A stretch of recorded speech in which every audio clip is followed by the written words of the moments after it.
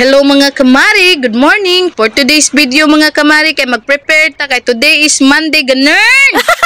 Yes, ganern mga mari, kay naaman tay isda sa rip mga mari. So mao ni ato ang pritoon mga mari para sudan nato pamahaw mga mari ganern.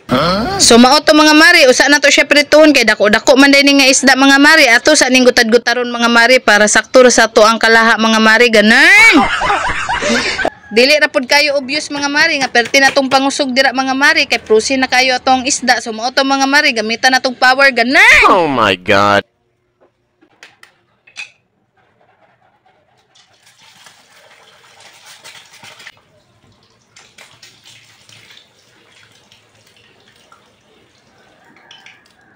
Nagprito sa kudaan og itlog mga mari no, kay kanang itlog para balo na ko ang anak. Pag human ako prito sa itlog, diri na pudayon ko sa isda mga mari. Ako na pudayon giprito ganern. While ko gapaabot sa pinirito mga mari, nagprepare na pudayon kog balon sa kong anak mga mari no. Pag human ako prepare sa balunan sa kuang anak mga mari, nagbagnos-bagnos sa pud ko diri kadali sa mo ang salog mga mari kay daghan kayong kuan sa baka sa mga tiil mga mari ganern.